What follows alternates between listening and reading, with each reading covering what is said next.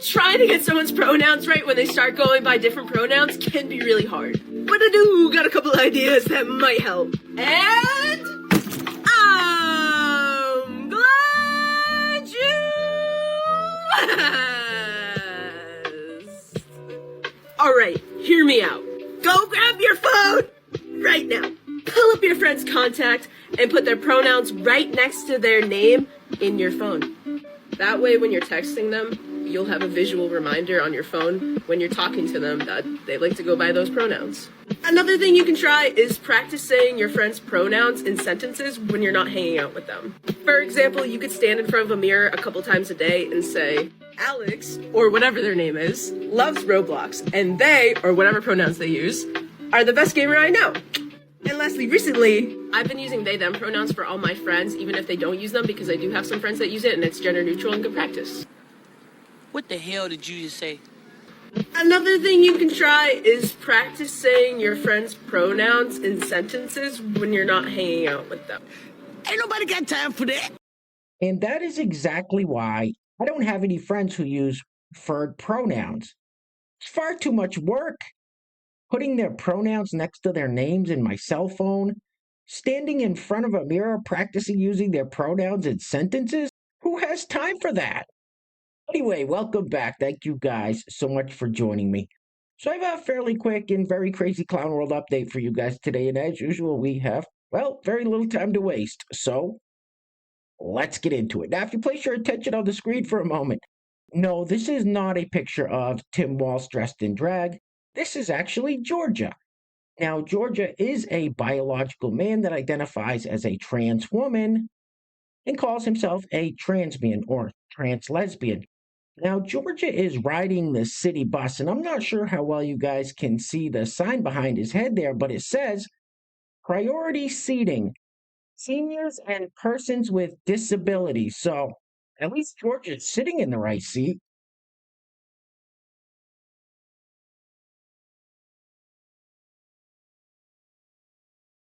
You look ridiculous.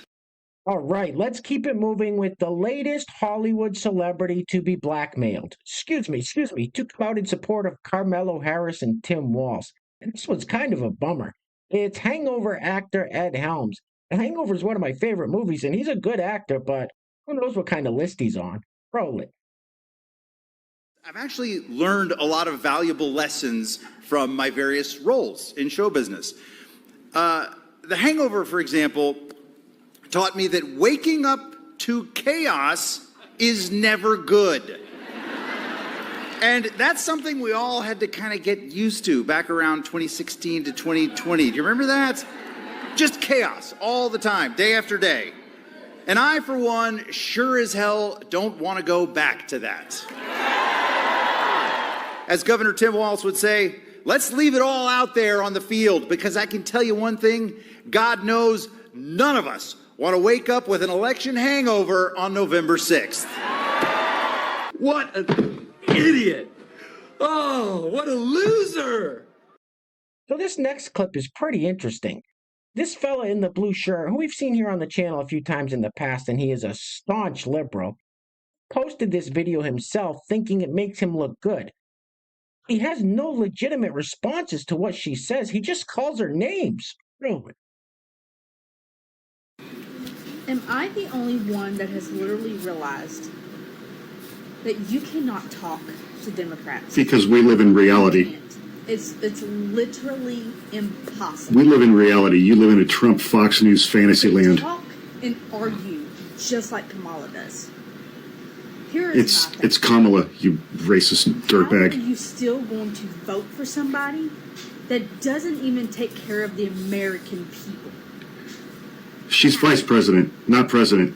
How do you still... It's two different jobs. ...and say that she cares about the American people when she hasn't given a shit about the people in North Carolina that literally lost everything and the people down in Florida? Yeah, Donald Trump is trying to sell those people golden sneakers and a $100,000 watch. Drinking beer with a talk show host, while Trump is doing everything he can to help. Trump's not doing jack shit. The only one that's realized that.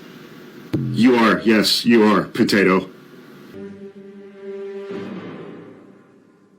He's an asshole. fella is a typical Democrat. They have no real arguments, so they just resort to name calling. Anyway, next up we have this lovely lady singing another one of her anti-Trump jingles. Now, this clip's a little over 2 minutes long, but I'm just going to play a short snippet of it because it is so absurd. Roll it. Don't be nice, don't be charming, don't be funny or smart. When you talk about Trump, kill that motherfucker. Speak from your ass and your heart.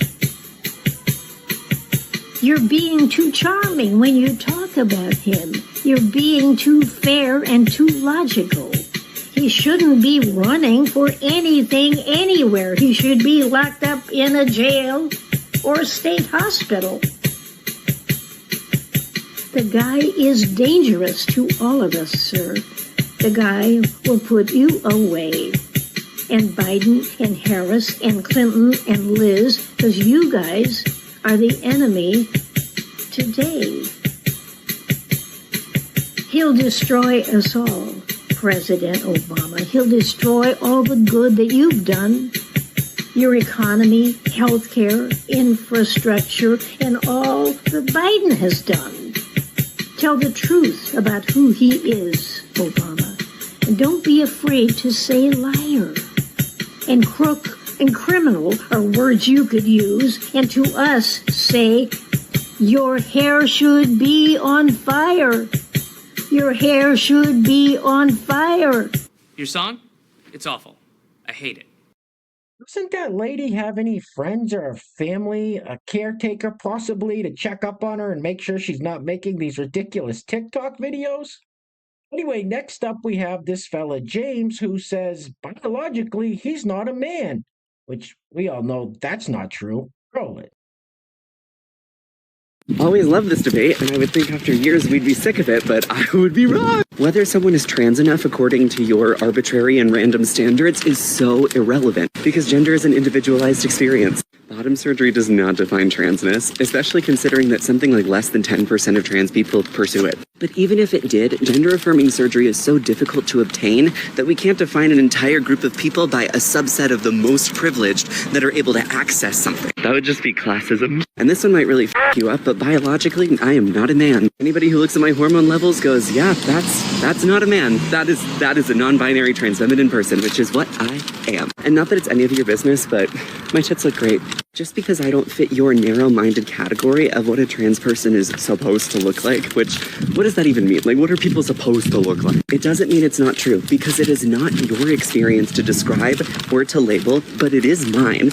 And whether or not you agree with it doesn't change the fact that I am what I am and I walk through the world the way that I do. I wish that instead of spending your time policing the way that trans people appear, the way that we dress, the way that we live day to day, I wish that you would find something else to do. I wish you could be passionate about things that lift people up as opposed to try to tear someone down. I wish that you would spend more time channeling your energy into something productive. Like, you have the power to make somebody's day better or worse.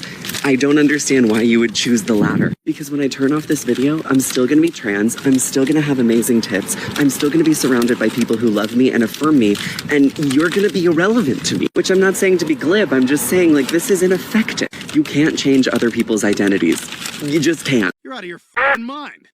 Now, I don't have a problem with James calling himself whatever he wants or living his life however he wants. That's the beauty of living in this country. However, James insists on using the ladies' restroom, and that's where a lot of people draw the line. Anyway, next up, so this young lady seems, well, unstable at best. Roll it. When I text you this, I don't mean,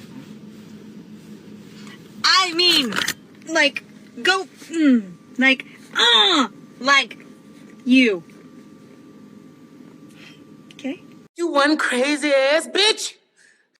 All right, next up we have this fella who is doing a man on the street style interview at an event called Dragon Con. Now, no idea what that is, but interestingly enough, the first person he interviews is a school counselor. Shocking, I know. Roll it. School counselor, actually. Yeah.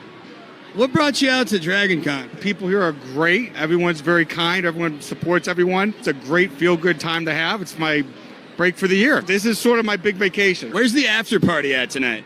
Usually one of the ballrooms has something going on late. Are there like orgies or anything afterward? I don't know. There could be. I don't know of any, but yeah, that's possible. I'll meet you there. Fucking disgusting.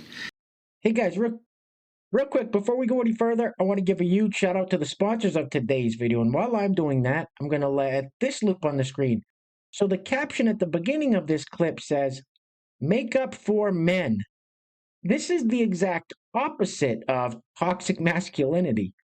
Anyway, today's video is being brought to us by, we have 3 sponsors for today's video: Pastor Bob Rogers, Mary Carnahan, and Amber Wood. Pastor Bob, Mary, and Amber, thank you guys so much for sponsoring today's video. I really appreciate the support. Now, if you'd like to sponsor the next video and help support the channel, there is a PayPal link in the description box below, and I will say your full name as a sponsor of said video unless stated otherwise by you. All right, we've seen enough of this makeup tutorial for one day. Get this off the screen, please. Ugh.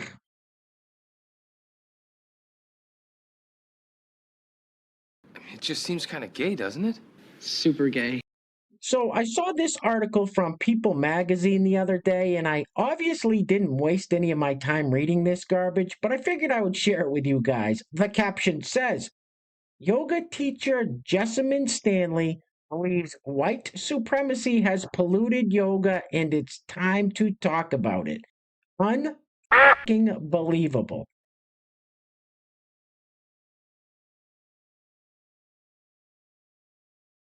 That's a huge bitch.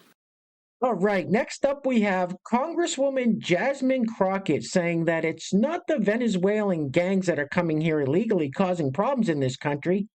It's actually the white people that support Donald Trump. Who votes for this person? Holy. He said that we've got these cities and these towns that are being overrun by gangs and the crime out of control. I absolutely agree with that. And guess what? It's the MAGA gang. It is the white supremacists that have decided to descend upon places such as Springfield, Ohio. So I agree with him.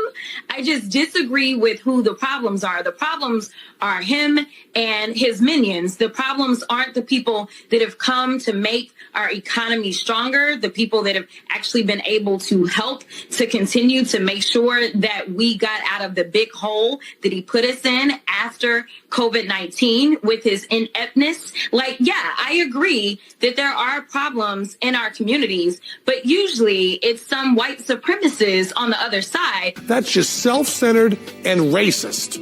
You need to shut the f*** up. Hey, where are the white women at? All right, guys, we're going to be wrapping it up with this clip of 2024 presidential candidate Kamala Harris saying that Donald Trump is hiding away because he's too weak and unstable to run the country. Now, let me just address that real quick. First of all, she's the one that covered up Joe Biden's cognitive decline for 4 years, saying that he was sharp as a tack behind closed doors. And secondly, Donald Trump's not hiding out. He's been doing all these rallies and podcasts. He just did a rally in Coachella recently. He was on Andrew Schultz's podcast. And word on the street is he's going to be on Joe Rogan's podcast soon. So she's either lying or stupid or both. Anyway, things are clearly getting very crazy out there, guys. So please take care of yourselves. Take care of each other. Till next time. Love you guys. Peace. Roll it.